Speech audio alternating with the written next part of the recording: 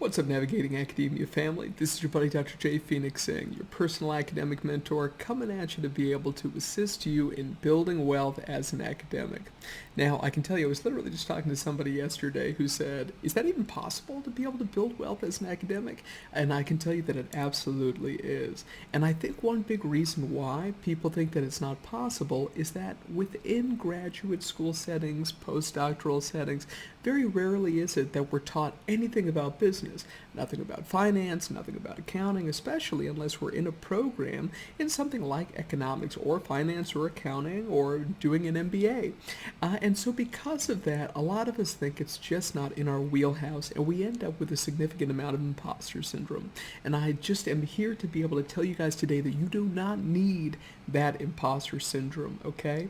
This video is part 6 of a series that I've been putting together this year that is all about wealth creation, as you guys know.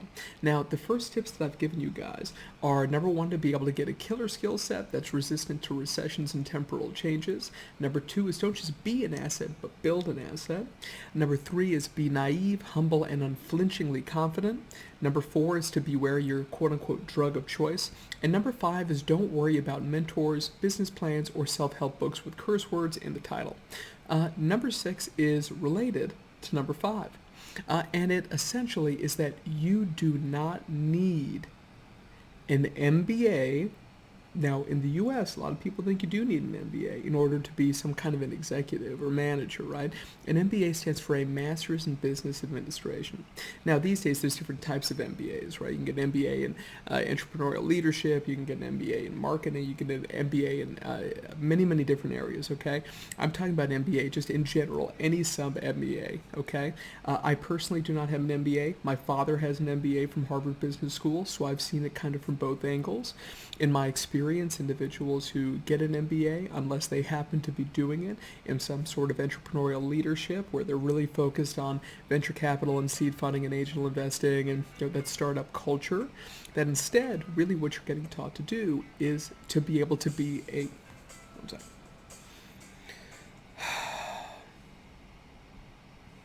Okay.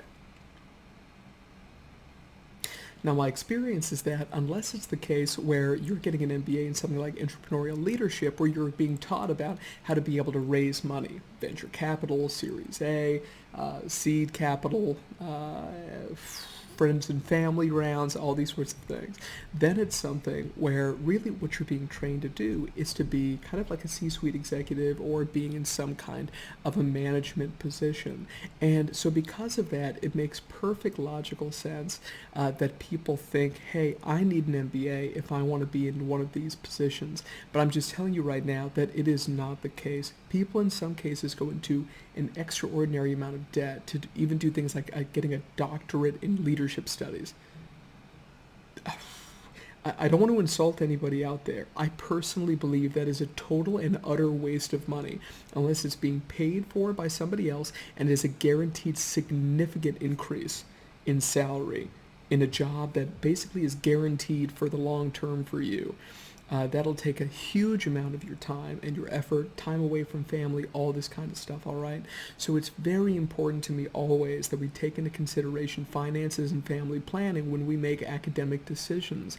It's not sexy, it's not something a lot of people talk about, but this is your life, and life is more than just academia and higher education, and I'm here to be able to take that holistic view of health with you on your journey as you move forward, okay? There's a saying that I love, which is my MBA is just my bank account, right? If your bank account reflects your abilities in business, then why on earth do you need the degree? The most important thing is that you be really, really good at sales, right? Sales is absolutely critical. Other things, you can hire other people, you can give them equity, you can use convertible notes to be able to get money such that you can actually give it to contractors or hire some people on the sides. But a lot of people don't realize just how much of a grind this ends up being, right? No, you don't have a flexible schedule. Your flexibility is 24 hours a day, 7 days a week. No, your likelihood of getting rich is exceptionally low.